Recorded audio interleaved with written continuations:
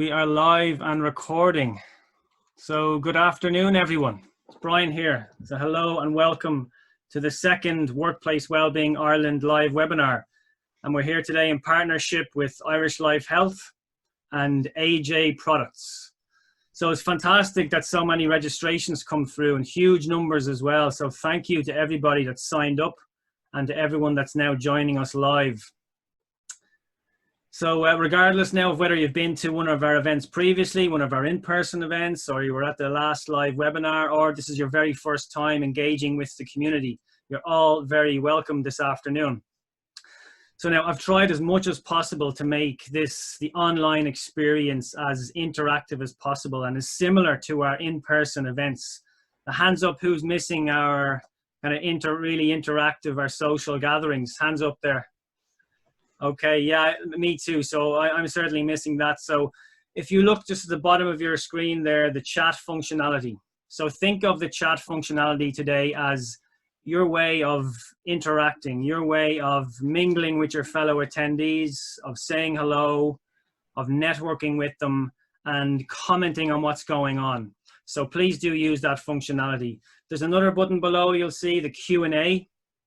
That's, with that option, you can send a question directly to myself or to our guest today, Professor Niall Moyna. So only myself and Niall will be able to see those. So if you have some questions, please do send them in and we'll try, time permitting, we'll try and get to as many of those as possible on top of all the questions that you've sent in. So thanks to everybody who sent in questions already.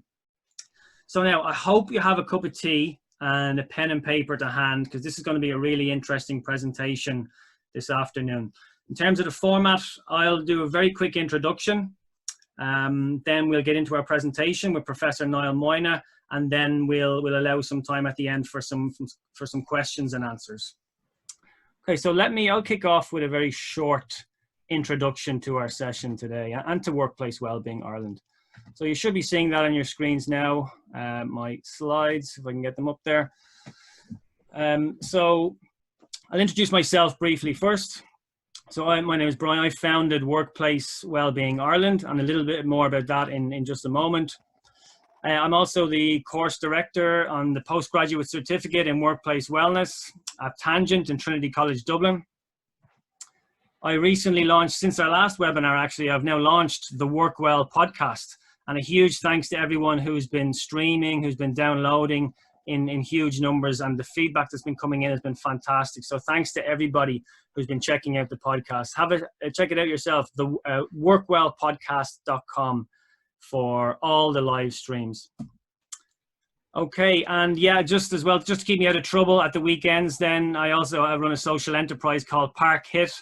You know, we're great for promoting, well, when we do promote exercise in Ireland, it's quite often the cardio exercise which gets all the headlines, which is really, really important.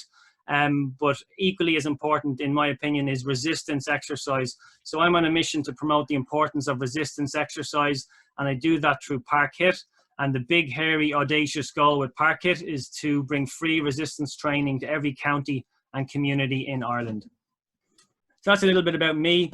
The community itself, Workplace Wellbeing Ireland, the community exists pretty much to bring people together to share and to learn.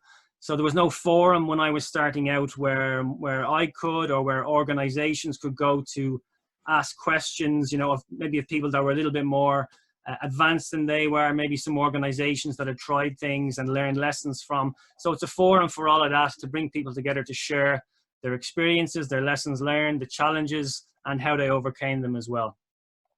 So that's what we're here today to kind of to share and to learn as well. And really grateful to Professor Niall Moyna for joining us today.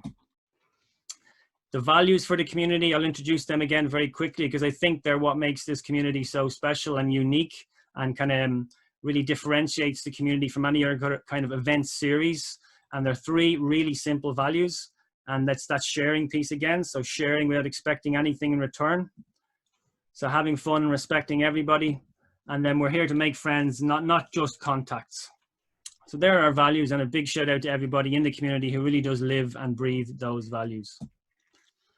So our events, the in-person events and indeed our live webinars, they're all completely free to attend, and they're free thanks to our wonderful partners. So big shout out to Irish Life Health, who have come on board this year and really excited for the future and how we can grow the community. And I know Jacinta O'Donoghue, who I've been working very closely with. She's online. She's probably on the chat there. So make sure you say hello to Jacinta in the chat this afternoon. Big shout out as well to our long-term partners, AJ Products, who've been with us since last year when we embarked on our nationwide tour. And I know it's been a challenging time for many companies, and AJ have been struggling as well, like many, but they're really rebounding, and they do provide Ireland's a really excellent source of ergonomic office furniture. So something I think we could all perhaps avail of at this moment in time when so many of us are working from home. And the team at AJ have been really kind, and they've shared a little bit of a code with us there today. So if you want to use that code LADDER20 on ajproducts.ie, you should be able to avail of a tiered discount on any kind of office furniture on their website. So big shout out to our partners. Now let's get everybody listening in and watching in off the fence a little bit, shall we?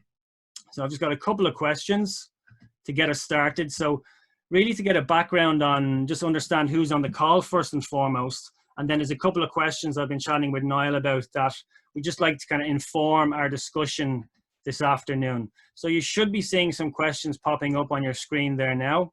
So question 1 is, what best describes your role? So that's just to get an idea of who is on the call. Then question 2, we're getting into the exercise, the physical activity related questions. So just kind of to understand, maybe before lockdown, how much were you exercising?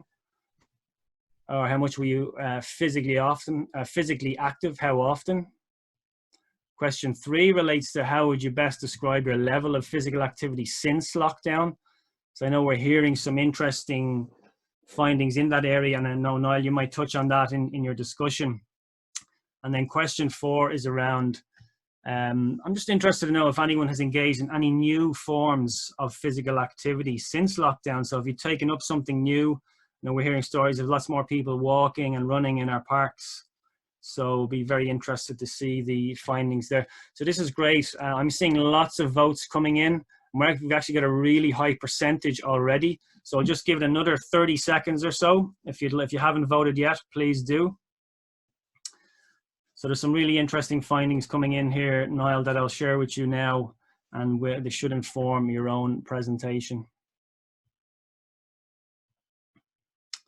Okay, I'll give it 10 more seconds. We're at 85% of people on the call have voted already, so that's a really high percentage. Got over 200 people that are joining us live, which is fantastic. Okay, and I'm going to end the polling now, and I will share those results. So I think just the majority are coming from HR, which is fantastic. We've quite a few wellbeing leaders on there as well. That's great. And a lot of senior managers in there. Okay, so prior to lockdown, we're seeing the vast majority were exercising 3 to 5 times per week, which is very good. 4% there, once in a blue moon. How would you best describe your level of physical activity since lockdown? Okay, look, there's some good findings there. Great to see. So 57% are saying they've been more active than before, and 15% with no change. So it's 28% less active than before. And we're kind of fairly split there on the last question for those that have engaged in new forms of physical activity. So 54% have those. So that's a really positive sign. Okay, so I'll stop sharing those. And I'm sure that will help inform our guest speakers' discussion today. So just before we get into our presentation, I'd like to introduce Professor Niall Moyna. Niall is a professor in the School of Health and Human Performance and a member of the Centre for Preventative Medicine in DCU. He has published over 90 research papers in international peer-reviewed journals and presented his work at international conferences. And Niall has held the positions of the Head of School of Health and Human Performance and Associate Director of the Vascular Health Research Centre at Dublin City University. So Niall, you're very welcome this afternoon. Thank you so much for joining us. Delighted to be here, and I think, as usual, I'm having some technical difficulties, but hopefully we'll get the right connection here. Here we are. Yeah. There we are. So just trying to get the screen in here. Yeah, So, no problem at all. so can I share screen now? Yep.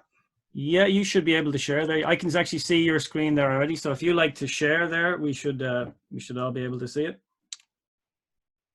Unfortunately, I don't see my screen. Can you see that now? Yeah, you started screen sharing there. Yeah, oh, there we go. Yeah, I can see your presentation. So if you're able to go into presenter mode, that should work. Yeah, Oh, there we go. here we go. Okay. That's perfect. Thank you, Niall. I'll leave you to it. Okay, folks, delighted to be here this morning, and a special thank you to Brian for the invitation to speak this morning, and also to Irish Life Health. I have had a 10-year relationship with Irish Life Health now, and I recently became their chair of their new Health and Wellness Scientific Committee. And this is a group of individuals who we hope will change the landscape of health and wellness in the workplace, particularly in Ireland.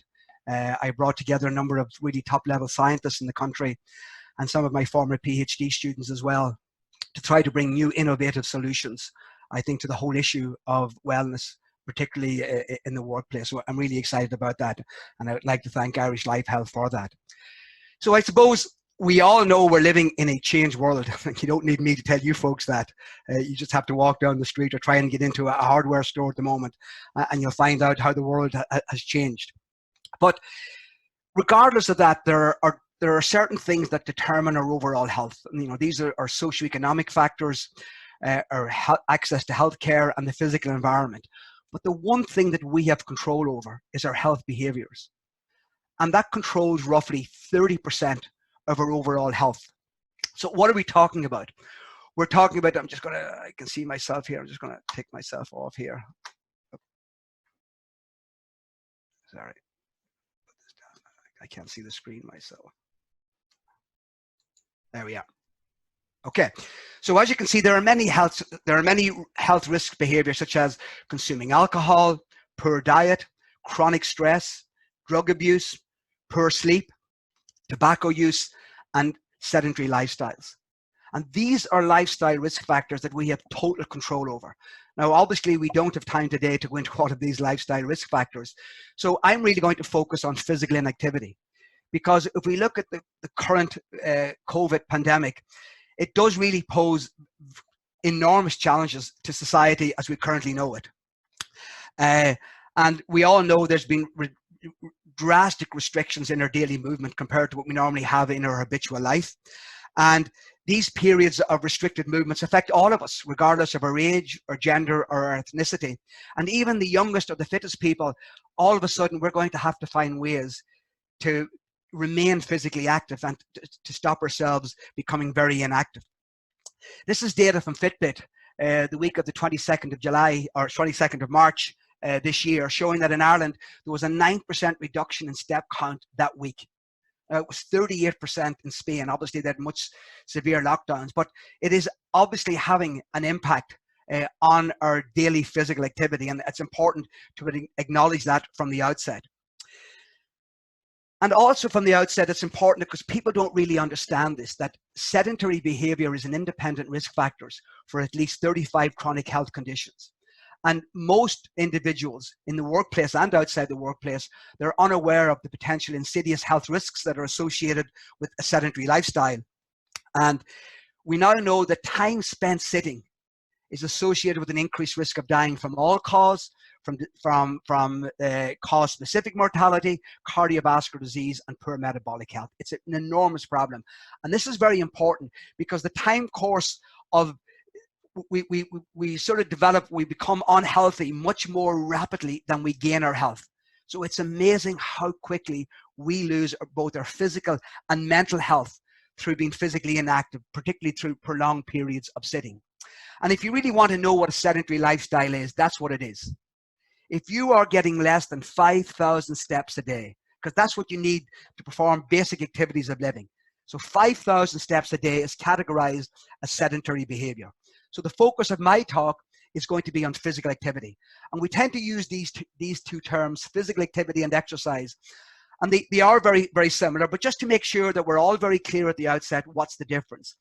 Physical activity is basically any body movement that results in you contracting your muscles and expending calories. That's basically it.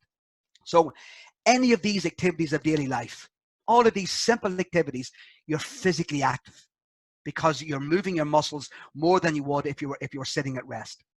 Whereas exercise is physical activity that's planned and structured and done in a repetitive fashion to improve either our fitness or to improve our health. That's structured.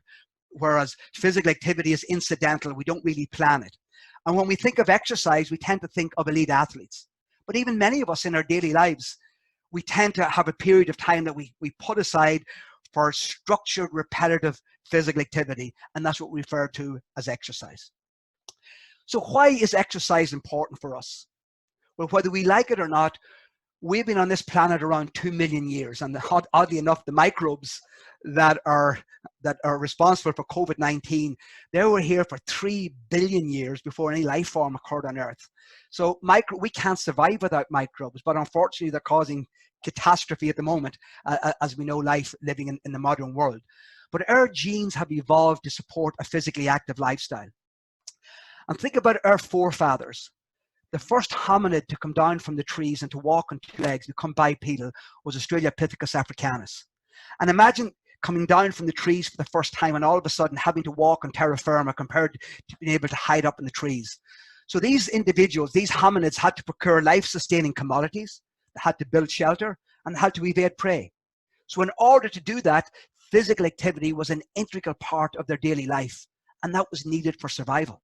If you weren't physically active, you simply would not survive. And all throughout evolution, from Homo Australopithecus africanus to Homo habilis, erectus, Neanderthalis, all the way to Homo sapiens, we were physically active. Otherwise, we would not have survived. And during evolution, think about this, we have only 20,000 genes. So every gene that we have has a specific function. So therefore, we had to figure out, what are we going to do with the 20,000 protein coding genes? What are they going to be used for? And because physical activity was so important for survival, we acquired the traits to allow us to be physically active. And the genes that have evolved through evolution, through epochs, have been passed on to every generation over the past 2 million years, and we've inherited those exact same genes. And those genes require us to be physically active. They expect us to be physically active. And if you want a really good example as to why we were genetically programmed to be physically active, we can outrun any animal on Earth. There's no animal can outrun a human being over the long term. And the reason for that, evolution has ensured that we have a unique thermoregulatory capacity. We can outsweat. So therefore, we can run for very long periods where animals have to stop because of heat exhaustion. And for many thousands and millions of years, that's how we actually hunted our animals. So we have a tremendous capacity to be physically active. When you guys got up this morning and went to the bathroom, walked down the stairs, walked down to the store to get the paper, that simple act of moving released an array of chemicals that impacted on every single organ system in your body simultaneously. Now, I know of no pharmacotherapy that can do this. They can act on every single system in your body at the same time. And you get this effect if you just do it once, that acute bout, just getting up and walking up and down the stairs for 2 minutes. Or if you do it on a regular basis, you do it chronically, your body adapts, and you improve your functional capacity. So even this, that's the key message of my talk today, is going to be about, yes, it's very difficult for us to be physically active in the current environment, but any form of activity is going to be extremely beneficial to our overall health. So we have gone from being physically active, and as soon as we go from being inactive and we become stationary, as soon as we sit down, we switch off the electrical activity in our legs. Our caloric expenditure drops by 70 to 80%. Our enzymes that are involved in breaking down fat, they decrease by around 90%. If we then sit for more than 2 hours at a time, our good cholesterol decreases by 20%, and prolonged periods of sitting can reduce in tremendous impairments in our ability to remove glucose, and we become insulin insensitive. And that just goes to show you how quickly the body maladapts. And an excellent study to really drive home this message was a study from Scandinavia, where they took a group of young men in their mid to late 20s. And these men walked on average 10,501 steps a day, as you can see in blue here. And what they did was, just put this pointer on. So this is the men, they normally walked around 10,000 steps. They asked them to reduce their step count to around 1,300 steps a day for 2 weeks. And in 2 weeks, this is what they found. Their aerobic fitness decreased by 7%. their insulin sensitivity, their ability to remove glucose. They had to increase their insulin by 17% to remove the same amount of glucose after a meal, and the amount of fat around their adipose tissue increased by 7%. If you ever wanted a study to show you how we are genetically programmed to be physically active, this is it. Because when we're not active, just doing 300 or 1,300 steps a day, the impact that has on human physiology is dramatic. I work in the area of vascular biology, and this is a normal blood vessel. And this red here, this is the lining of your blood vessel. This is what it looks like. This is an electron micrograph that looks at the lining of your blood vessel.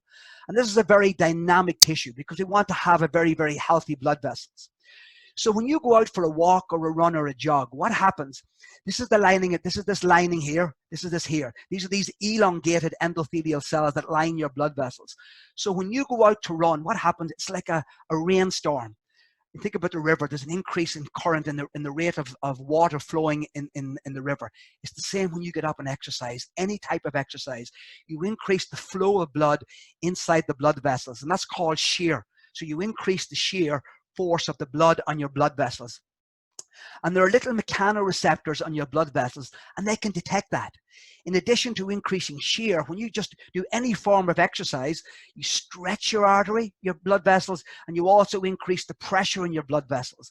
And all of these things, this fancy signal transduction, basically what happens is you end up with what we call a healthy phenotype. You have a blood vessel that doesn't clot, it's anti-inflammatory, it's antioxidant, and it doesn't proliferate. That's a healthy blood vessel. And with continuous training, the blood vessel even remodels. It actually gets bigger. And so if we do this acutely, we get a beneficial effect of the increase in shear and stretch and pressure, and the vessel also remodels over time. The problem is when we start sitting, this healthy endothelium becomes damaged. It expects a certain shear rate of blood flow for a certain number of minutes per day. And when that doesn't happen, it changes its phenotype from these long elongated cells to these short oblongated cells. And now it has what we call an atherogenic phenotype. It's prothrombotic, it's likely to form clots, it's pro-inflammatory, it's pro-oxidant. That's a damaged blood vessels. And if you happen to have high levels, you may not see it here, but these yellow blobs, these are cholesterol, LDL cholesterol. Once you damage the endothelium, cholesterol can now move across, migrate underneath the endothelium, and start the process of atherosclerosis, the development of plaque in your coronary arteries. And the development of plaque in your arteries in the heart, your coronary arteries, that's the biggest cause of death globally. And you're probably sitting there thinking, well, Niall, you know, that just doesn't refer to me. I'm only in my 20s or 30s. Well, let me just bring you this study that we recently completed in DCU. These are your carotid arteries that supply your brain. This is a normal carotid artery. This is a carotid artery with plaque. And using simple ultrasound image, we can measure the amount of plaque that's actually in your carotid artery that supplies your brain. So this was a recent study where we took a group of high, moderate, and low fit individuals into our lab. And we measured the amount of plaque using ultrasonography. And lo and behold, the high and moderately fit individuals had lower amount of plaque compared to the low fit. We actually measured their VO2 max, their maximum aerobic capacity, which is the gold standard measure of fitness. And what we found, if you had a high VO2 max in the 60s and 70s, you had low amount of plaque. If you had a low aerobic capacity or VO2 max, you had high amount of plaque.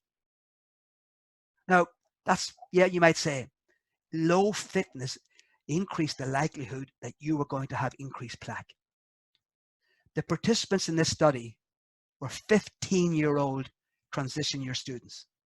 So if you think sitting here listening to this, you're 30 or 40, this is not me. If you're inactive and you have a low aerobic fitness, the likelihood is you already have plaque developing in your carotid arteries.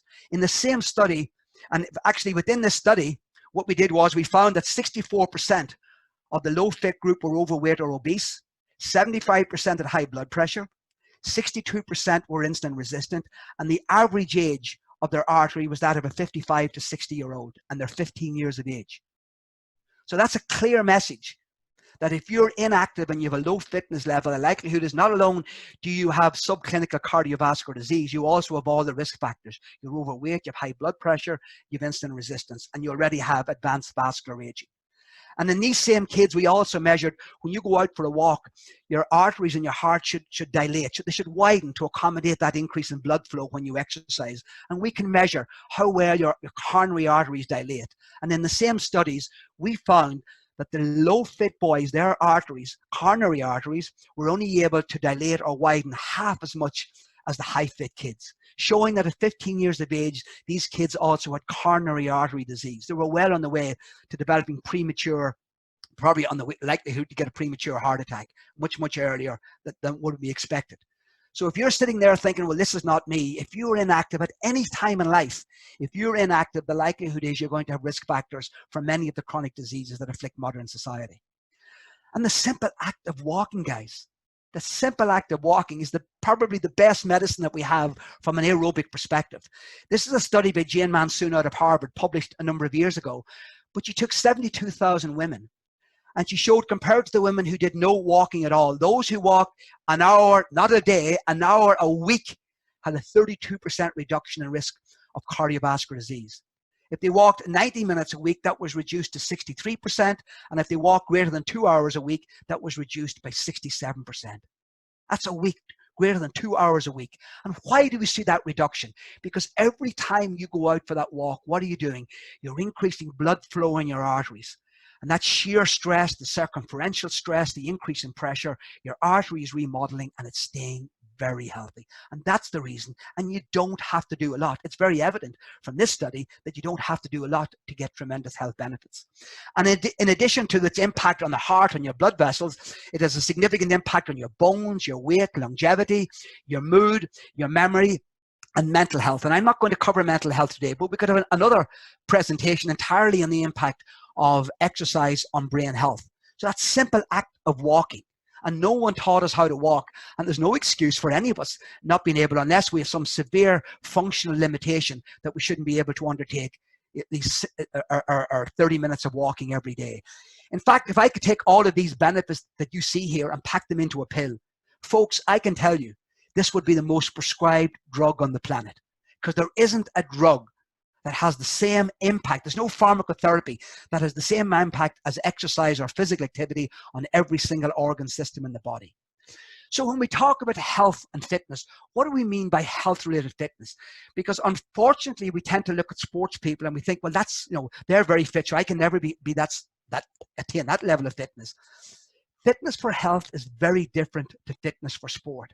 Health-related fitness really refers, it's a state that reflects our ability to perform exercises and functions. And it's related to our present and future health outcomes. And I'm going to come back to this in a few moments, because most of the people, or all of the people listening to this talk this morning, probably can go to the bathroom and walk up a flight of stairs. The reality is that a large percentage of you will one day live in a long-term care institution where you will have to wear a diaper because you can't perform those. And that, folks, is not inevitable. That's because of your lifestyle. And Brian really alluded to it. It's also about maintaining muscle mass. So health-related fitness is hugely important. And there are four components that make up health-related fitness. They are cardiovascular fitness, ideal body weight or body composition, that is lean to fat mass ratio, ideal muscular strength and endurance, and maintaining our flexibility and balance. Now, I don't have time to go through all of these, so I'm going to very briefly talk about cardiovascular and muscular. But just very briefly, let me mention body composition. And by the way, at any stage in life, it doesn't make any difference what age you are, whether you're young, middle-aged, old age, it's the same four health-related fitness components that are important. So let me just take a look at for a moment, let me take a look at body composition. We need to have an ideal body composition, but unfortunately we live in an obesogenic world. And if we look at Europe, 60% of Europeans are overweight. In fact, 62% of Irish adults are either overweight or obese, and 23% are clinically obese. And we know that people who are obese or who have diabetes, and if you're obese, you're at increased risk, they have a much higher mortality rate from the COVID virus as well. So obesity is a huge problem. But the problem from a nutritional perspective, and this is not a talk about nutritional, but I want to raise your awareness. The current model is we think in terms of weight regulation as energy balance, and it's all about calories. It's about calories in and calories out. And when they're in balance, our weight is going to be normal. So we have the same number of calories going in as we have going out. That's the first law of thermodynamics. The problem with the energy balance model of weight regulation is that it presumes that all calories are the same. So if I eat 500 calories of processed food and I eat 500 calories of healthy food, according to this model, I'm eating 500 calories and therefore it's having the same effect on my body. I don't think that is the same. I think that the quality and the type of food that we consume, in addition to the number of calories, has a profound impact. Because the bottom line is, once you become obese, there is no cure. Other than bariatric surgery, no lifestyle interventions have shown efficacy for more than 2 or 3 years. In fact, the vast majority of people will put the weight back on and even more weight. So the problem is uncovering the facts when it comes to nutrition is difficult. I'm an exercise scientist with my PhDs in muscle biochemistry. So I really understand biochemistry of food. And I am so confused when it comes to really trying to understand the facts around nutrition. When I was a young boy growing up in Monaghan, if I wanted a glass of milk, I would go to the farm, I could milk the cow, or go up to Mrs. Rooney and she would milk the cow and I'd get my glass of milk. If I go to the store today, I need to bring a nutritional book to figure out which goddamn milk I have to buy. There's that many varieties. It's the same with butter. Many years ago, back in the late 60s, early 70s, I used to go across the border to Susie's and smuggle a bit of butter across the border. But there was only one choice of butter. You go to a store today, the consumer has so many choices. We hear so many messages, and it's extremely difficult. So I think it is difficult as a consumer. It's very difficult for us all to really get an understanding. And I think I would like really to bring in the nutritional community, and let's have a number of conversations around this. How can we make it very simple for the average person, including myself? I'm not a nutritionist. What sort of message should I get to be eating nutritionally so I can have an optimal weight and also obviously optimize my health? So now let's move on to cardiovascular fitness. So these are there are two main components I want to talk about, because in the current environment we're living in, there is an increased likelihood that we are going to be sedentary. And I really want to impress upon you again that any exercise is better than none. If I take you into my lab and I measure how much your energy expenditure at rest, on average, every single person listening to this talk will consume around 3.5 milliliters of oxygen at rest. That's your resting oxygen consumption or your resting metabolic rate. And that's referred to as 1 MET. That's your resting energy expenditure. That's the amount of oxygen that you consume. If I then take you into the exercise lab and I put you on a treadmill, obviously as you exercise, okay, your muscles need more and more oxygen, and all of a sudden we will keep increasing the intensity of exercise until we get to an intensity where your oxygen won't increase anymore, and we refer to that as your VO2 max. That's the gold standard measure of aerobic fitness. So say, for example, I took you into the lab and you had a 10 MET functional capacity. That means that maximal exercise, you can consume oxygen at 10 times your resting level. Okay, so let's put that in perspective. So here's our functional capacity, here's rest, this is 1 MET, all the way up to 26. So world-class athletes can consume oxygen at maximal exercise at 25 times their resting level. Think about that. Phenomenal. The average GEA hurler or footballer can, at maximal exercise, if I put them in the treadmill, could consume oxygen at around 18 times their resting level at maximal exercise. The average 20 to 40-year-old male, around 13, and the average 20 to 40-year-old or 50-year-old female is between 10 to 12 METs. And the average, say, 80-year-old female is probably around 6 METs. And as you can see, our functional capacity declines as we age. Now, we can actually measure activity in relation to METs. So if you're sitting doing nothing, as you are right now, we're all sedentary right now, I presume you're all sitting. So if you're sitting right now, you're consuming around 1 MET because you're sitting. That's your resting energy expenditure. Now, some of you may be fidgeting, moving your legs, some may be standing. So it may be between 1 and 1.5 METs. We refer to that as sedentary. That's sedentary behavior. Sorry to interrupt, Niall, but I'll just mention, actually, most people on the chat are saying you've inspired them so much that they're either standing, jogging on the spot, someone is on an exercise bike, someone's even doing some squats. So not everybody is sitting. I'm impressed. Suitably. Obviously, I'm speaking to the worried well. So if you go from 1.5 to 3 METs, that's light intensity activity. So now you're consuming oxygen between 1.5, that's daily household activities. Then when we consume oxygen between 3 and 6 times our resting level, that's a moderate intensity exercise. This is the type of exercise that we're supposed to be doing every day. When we're exercising between 6 and 10 METs, that's vigorous intensity, and above 10 METs, that's high intensity. This is what we're asked to do. Our current guidelines ask all of us to get 30 minutes of moderate intensity exercise. That's exercising consuming oxygen between 3 and 6 times your resting level. Now, an 80-year-old person would not be able to undertake vigorous or high-intensity exercise because the maximum amount of oxygen they can consume is only around 6 METs. So if you take a look at these activities, so if you're sweeping, it's around 3.3 METs. If you're playing soccer, you're consuming around 10 METs. You're consuming a lot more oxygen. So our current guidelines is 150 minutes a day of moderate intensity activity. That is between 3 and 6 METs. Or if you want to do vigorous intensity between 6 and 10 METs, all you have to do is do 75 minutes a week to get the optimal health benefits. And in addition to that, it's to minimize the amount of time that we're spending sitting. So if you put that in perspective, take a look at this function. Remember, all of you folks listening are probably somewhere around here. We're asking you to perform 30 minutes a day, 5 days a week of moderate intensity activity, which is the equivalent to walking, okay, for 30 minutes. And you can accumulate that 30 minutes over the course of a day. And you get it doesn't have to be done in one bout. That's the great news. And that's equivalent to around 10,000 steps. So it's not a lot of exercise. However, only 1 in 3 Irish adults in 2013 were achieving that minimum dose. It's 12% of teenagers get the minimum. It's 16 minutes a day for them. So we're living in a society, forget about COVID, we're living in a society where we're becoming more and more sedentary. And this is very interesting. This is a study done in Australia where they looked at people who were sedentary. These are individuals. So these are the most active individuals.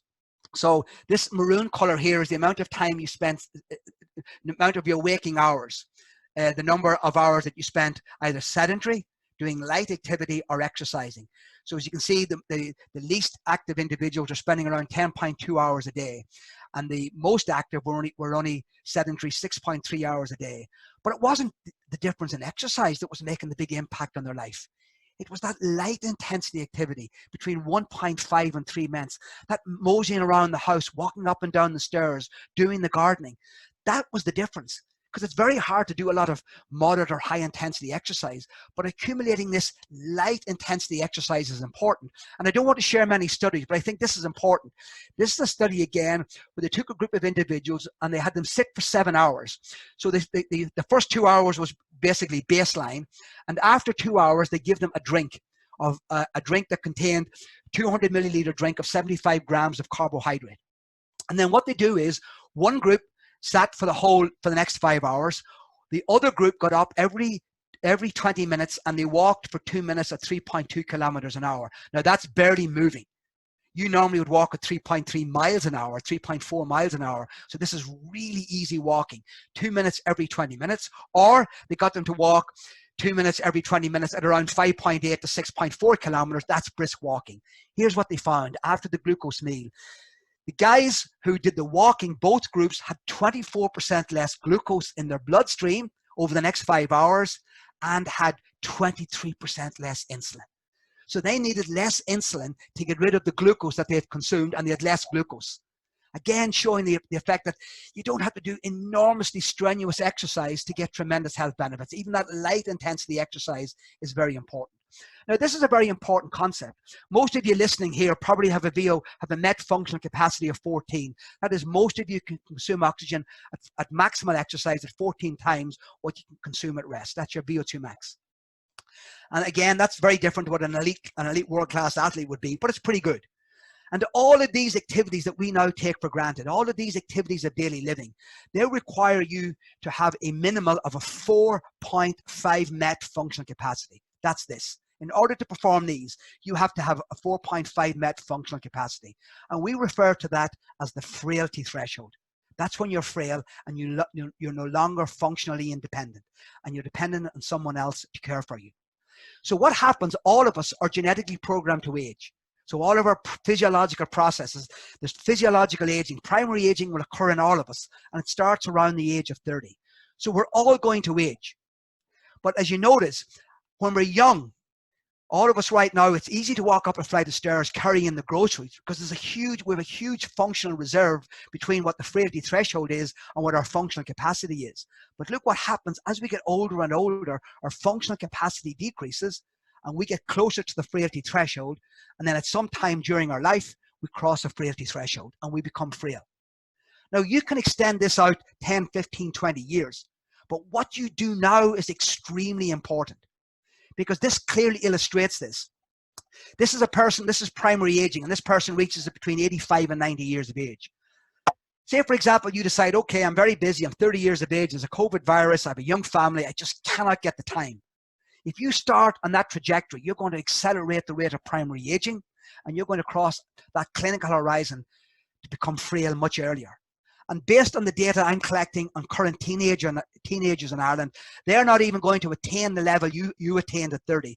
They're going to only attain a met functional capacity at 12 at 30 years of age because their current fitness levels are so low. And I predict that the current generation of Irish kids are going to cross that threshold in their mid-60s compared to the mid-80s or 90 years of age. So it's hugely important that we remain physically active, that we maintain our aerobic capacity, because I should go back to this for a moment. The best predictor of your overall health, both your current and your future health, is this score, is your met functional capacity. It's better than your coronary calcium score, your lipid score, your glucose. This is the best predictor. And that's why I've been trying to really impress upon schools that every kid should have their fitness levels assessed. Because if you're a kid and you're in the top 25%, the likelihood of you being obese, being insulin resistant, being hyperlipidemic, being overweight, being obese is virtually zero. And we really have to really focus on this. So aerobic fitness, that cardiovascular fitness, is important. And then finally, muscular strength. And this was alluded to at the very, very beginning of the talk. And it is very, very important because Brian talks about we're all focusing on cardiovascular and we're underappreciating strength, and particularly women. Because we start primary aging at 30, but women will not develop the same amount of muscle as men at 30 years of age, because they do not have the same levels of testosterone. So they're going to start losing muscle from a much lower level than men. So it's extremely important for both men, but particularly women, that you maintain your muscle mass as you age. So what determines muscle mass as we age, or muscle mass at any time? There are two things. One is, think about a builder. Think about putting bricks in a wall. So MPS stands for muscle protein synthesis. That's laying down protein. The opposite is muscle protein breakdown. That's breaking down protein. And it's the balance between those two that's what determines the amount of bricks in the wall or the amount of protein that we have. And what determines the amount of protein synthesis is your physical activity. In particular, the mechanical load that you put on your muscles in addition to protein intake. That is what really determines the rate at which you synthesize protein. Protein breakdown increases when we become inactive, when we consume insufficient protein, and when we consume very low calorie diets. We tend to start breaking down a lot of protein because we start to use our body proteins as a fuel. That's how we break it down in the low calorie diets. So when we're making protein or muscle, we refer to that as hypertrophy. When we're breaking it down, we refer to that as atrophy. And it's the balance between these two is what determines the amount of muscle that we have. So if we don't continue muscle, we're always breaking down muscle, particularly during sleep and when we're sitting. And we're only making muscle after we consume protein or when we mechanically load the muscle. Otherwise, you have to stimulate the muscle for it to start getting bigger. So you have to mechanically load the muscle. And when we stick for very long periods of time, we get what's called neurodegenerative or neurodegradation in our neuromuscular system. And what do I mean by that? In order for your muscle to contract, it has to get a message from the brain. So the brain sends a message down a nerve and tells your muscles to contract. So look at these pod-like figures here. Okay, we refer to these as your neuromuscular junctions, which is the yellow dots. That's the end of the nerve, and this is the muscle. So this is where they bind with the muscle. So what happens if you don't get regular exercise? These nerves stop firing, and what happens is these neuromuscular junctions start to disintegrate, and you lose this connection. And folks, you don't get that connection back. You lose it for life. And there's lots of evidence showing that people in their 60s, 70s, and 80s who continue to lift weights throughout their life, they maintain this neuromuscular junction in a very, very healthy fashion all the way up to 60, 70 years of age. But if you don't use your muscles, and that's why as we age, we tend not to do high intensity activities any longer. So we don't recruit our fast twitch fibers. And it's the nerves to our fast twitch fibers, they're the ones that go first. And we lose our ability to use our fast twitch fibers and we start to atrophy. So stimulating our muscles on a daily basis is hugely important. And this graph again just shows that as we age, starting at 30 years of age, so anyone listening, if you're over 30, I'm sorry to disappoint you, but you're actually aging and you're losing muscle mass. We lose around 8% per decade between the ages of 40 and 70. And that equates to 25% loss of your muscle mass between the ages of 40 and 70 if you do not take strident efforts to maintain that muscle mass. This is a recently published 10-day bed rest study to show that individuals after 10 days of bed rest lost 1 kilogram of muscle. And they lost between 0.3 to 4.2% of their strength every day over the 10-day period. In fact, we know that over 6 days, you lose around 6% of your muscle mass, and over 30 days, you lose around 10% of your muscle mass. We lose it so rapidly, and we don't get it back as quickly. So the bottom line is keep what you have, and that is so important. So if we take a look here at your quad, so this is an MRI, and just to orientate you to this MRI, this is muscle, this is adipose tissue on the outside, this white, so the dark is the muscle, and this is the bone going down the center of the leg, the femur. So here's a 25-year-old lady, here's a 63-year-old lady. Look at the difference. Look at the amount of fat that is beginning to accumulate on the outside, but even look at the intramuscular fat. And this intramuscular fat is related to a host of inflammatory diseases, including neurodegenerative diseases. This is a 74-year-old sedentary man. Look at the amount of fat, both on the outside that you can actually tuck with your fingers, and look at the amount of intramuscular fat. But amazingly, there's a 70-year-old triathlete. So we can maintain, now this guy obviously is a genetic freak, I wouldn't mind looking like that myself, but we can maintain a large percent of our muscle mass well up into our 80s if we sustain mechanically loading our muscle, and we do it daily throughout our life.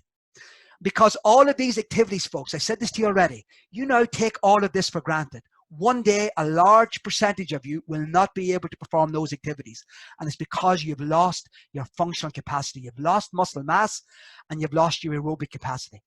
And simple exercises on a daily basis, and I'm saying 20 to 30 minutes of exercise, can maintain that and can ensure that you will never cross a frailty threshold to become functionally independent. And people think that strength training only improves strength and lean body mass. Strength training improves metabolism, cognitive function, and bone mineral density and insulin sensitivity. And it also decreases back pain and arthritic pain, decreases fat mass, your risk for diabetes, heart disease, and blood pressure. And again, I really want to emphasize this point. At any stage in life, it is important. And particularly for the women listening, men tend to do it more naturally to lift weights. But even men as they age, they're going to lose it. But remember, they're starting to lose it from a much higher level than women. So doing some form of resistance training is hugely important.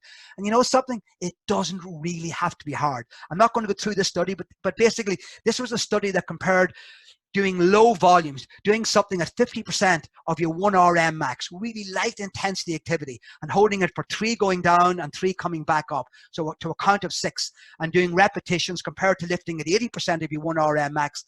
And they showed that there was no difference in the amount of muscle that you put on. So sitting at home doing lots of small exercises, body weight exercises, or with holding bottles with water, simple exercises, doing them slowly, repetitively, you will be able to maintain or actually increase your muscle mass. So these simple exercises are very important for all of us, particularly who are living in a home environment at the moment. If you have access to a simple dumbbell, or you could actually use water, bottles of water, and being able to hold bottles of water for added resistance, we get the exact same effect. These are all simple body weight or dumbbell exercises that all of us should be able to do in our homes to be able to maintain muscle mass. So in conclusion, what I really want to drive home to all of you guys is that exercise is medicine. And it probably is the most efficacious medicine on the planet. Because if we could get all the benefits of exercise in a pill, I can guarantee you there'd be no pharmaceutical industry. It is so important. And if exercise is going to be a pill, if we're going to prescribe it as a pill, then we have to know, well, what's the dose response? So I want to finish with this because this is important. Let's take 3 individuals, okay? We have individual A who's sedentary, so this is physical activity level, and this is your health status. So here's individual A who's relatively inactive. This is low levels of activity. This is high levels of activity out on this side. So the low levels of activity and the very poor health status. Here's individual B who's moderately active and pretty good health status. And here's individual B, really highly trained individual, highly active and very, very good health. Now we're going to get all 3 to increase their activity the exact same amount. So individual A who's sedentary, doing nothing, increases their activity a little bit. That's the health benefits. They are huge. Individual B who's moderately active, that individual, he or she, increases their activity the exact same amount. They will get an improvement, but not as big as the person who's inactive. And the person who's already very, very active, they're going to get the least increase. So the person who's doing the least gets the most bang for their buck. So that is an extremely important message. All of us who are here, this is great. If you're exercising here and you're moderately active, keep going, but sustain it every day for a lifetime, because it'll improve both your physical and your mental health throughout life. So you're getting the acute benefit, but you're delaying the inevitable deterioration that will occur in many individuals very, very late in life. The whole idea is not a lifespan, it's a health span. And you want your health span, you want to compress your mobility into those last few years of your life, and you want the vast majority of your life to be lived in a state of really, really good health. So look, we live in a very changed world, and it is very difficult, I'm the first to admit that, to exercise in the real world. We have to take precautions, but there is no better medicine than we have for us at this present time than physical activity. Thank you very much. Well, that was an amazing presentation, Niall. Thanks so much for that. There's some really positive feedback coming in through the chat and lots of questions as well. Some really eye-opening stuff there. You know, the teenage boys study, the 15-year-old boys, that was pretty eye-opening. The statistics around how simple it can be, like simple, a few steps here and there, like some really light walking. And the less active you are, the more bang for your buck you're going to get. So some really interesting stuff there. Can I ask you a few questions, Niall? You can indeed. Brilliant, because there's lots of questions coming in. And you kind of touched on it later in the presentation, but Jen was in very early with a question regarding her children. So she has 2 children, 9 and 12. And she's asking, first of all, what are the kind of the exercise guidelines for children though around that age? And then also, what kind of motivation? She's struggling to motivate them to get outside at the moment. Any advice there? Yeah, well, first of all, the current recommendations for kids is 60 minutes a day of moderate to vigorous, and that's the minimum recommended, 60 minutes a day. And the key message is fun, fun, fun, fun, fun, fun. Don't make it a chore. It has to be fun. Yeah. And for all the parents listening, most kids will adopt their health behaviors before the age of 16. And the most important influencer on a child's health behaviors is their parent. So I think the best role model is you. And oddly enough, I see a lot of parents now out walking with their kids, biking with their kids. And look, there is no simple, I mean, there's a million ways to skin a cat, you know, and every household is different. People are living in apartments, people are living out in the country, you know, so there is no one size fits all. But you've got to engage your kids in this, and that's very, very important that you do engage them in it, but it's got to be fun. If it's not fun, kids will not engage. Okay, so make it fun. Yeah, great. And lead by example yourself. Some really great advice there. From the younger generation to the older generation, Paul is asking, especially with the cocooning, the government guidelines around cocooning, he's asking if you think that will have a negative impact longer term on physical and functional capacity of our older citizens. Inevitably, I think it will. Oh, but hopefully if we can get that public message out, and to be fair, our public health people have Sport Ireland, Healthy Ireland, to be fair to them, they've been getting that message out. There are lots of simple home-based exercises. Believe it or not, the first week I kept walking up and down the stairs for my 2 minutes because Yeah. I become a slave to Zoom, unfortunately, but I'm really making an effort. I'm now getting up with the chair and doing 20 squats. Now I can do 100 squats at a time, just at my chair. So I'm making a conscious effort because I realize I'm not going to get to the gym in the foreseeable future. And particularly, and I didn't mention this, but as we age, we become what's called anabolically resistant. So that means we don't get the same bang for our buck when we lift weights and take protein, because that's due to changes in molecular signaling in our muscles. So it's so much more important that as we get older that we actually do it. And when we don't do it, we regress very quickly, and then we get caught in a vicious spiral, downward spiral. So the older folks listening here, I can't emphasize enough, it's important that you do that daily, particularly resistance exercises along with your aerobic exercise. Yeah, well said. And if you can, as you said, prioritize it, schedule it into your day. For me, it just works getting it done nice and early, getting a bit of exercise done, and then trying to keep that focus on regular movement throughout the day as well, as you mentioned. So it's not just the exercise piece, it's that movement, consistent movement throughout the day as well. There's a question in from Fiona. Fiona's asking, you mentioned the plaque buildup in the arteries. Is it possible to reverse that damage at any age? Jason, that's amazing. I always get asked that question. Look, the good news is, and normally when I give a talk on cardiovascular health, I always talk about when people go for a stent. A stent is wonderful when in an emergency situation, but a stent is a Band-Aid. Exercise is not a Band-Aid. Exercise remodels your whole blood vessel.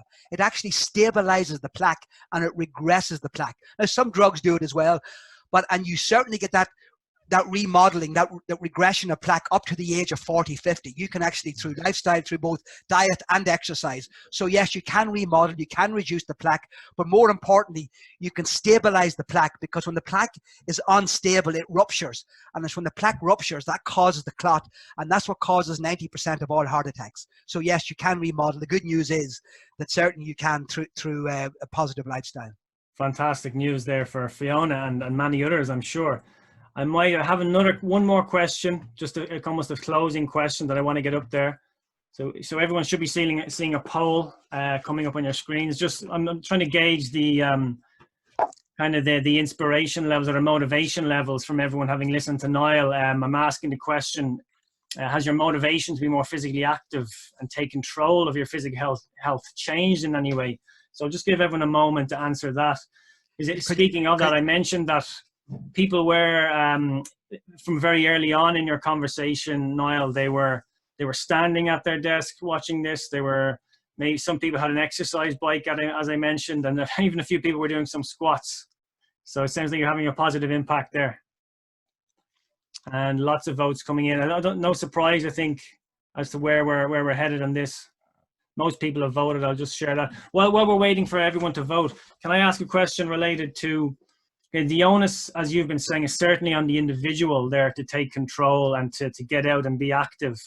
Does the person's employer have a role there to support their physical activity? Yeah, I mean, I think, we spend a large part of our day, yes, in the workplace. Mm-hmm. And I think there's a much greater awareness among employers, because, it's with presenteeism and all of these words that we currently use as well. I mean, if you're physically active and you provide the opportunity for people to be physically active, the likelihood is the same with the kid learning. Their mind is switched on.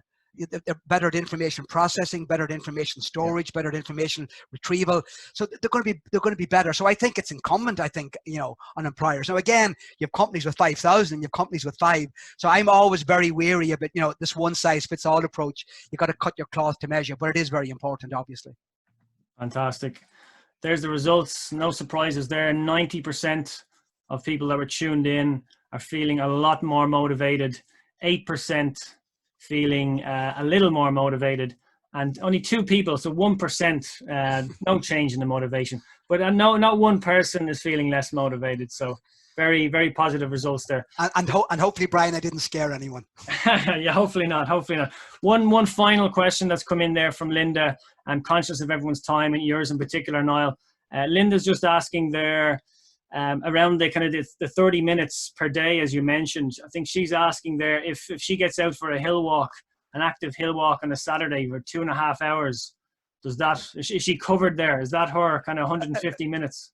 Very interesting question. They're called the weekend warriors, and there is some data on that. The studies have been done. In fact, I did a study on that many years ago as well. They actually do get benefit. They get a similar benefit to the people that do it on a daily basis, believe it or not. Now, most of those studies are up to the age of 50. So whether you get doing it, after the age of 50, just doing it once a week, I'm not 100% sure. But for the studies that have been done, yes, you do get the benefit. But the problem is you increase your risk of sustaining a musculoskeletal injury by doing these large bouts, of exercise at one go. Fantastic. Well, listen, Niall, thank you so much for your time. I just want to bring up a slide here. I want to say a few thank yous, if I can pull it up here. We've just gone past the hour there, so you should be able to see my screen. So yeah, huge thanks to Professor Niall Moyna for that wonderful presentation. And Niall, if anyone wants to follow up with you, they can find you on Twitter, is it, or LinkedIn? Yep, yeah, or my email address, niall.moyna@dcu.ie. Fantastic, thank you, Niall. If anyone wants to check out the podcast, go to workwellpodcast.com for some similar style conversations. Not always as impactful as Niall's there, but certainly some interesting conversations. And my thank you list. So Niall, again, thank you so much for your time. Huge thanks to our partners. So Irish Life Health in particular, who worked with Niall, have that long-standing relationship with Niall, as he mentioned at the beginning. So thanks to Jacinta, Kate, and all the team in there at Irish Life Health, and to AJ Products as well for their long-standing support. So thank you to Paul, to Tanya, and all the team at AJ Products.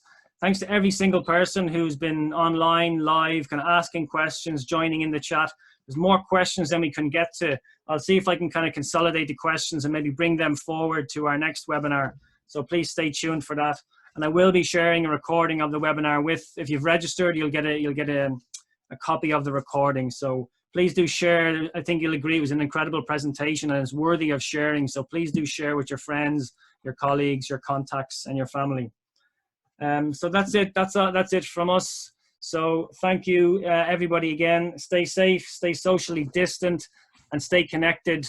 And we'll see you all again at another webinar very soon. So thank you. Take care, everyone. Bye-bye. Take care.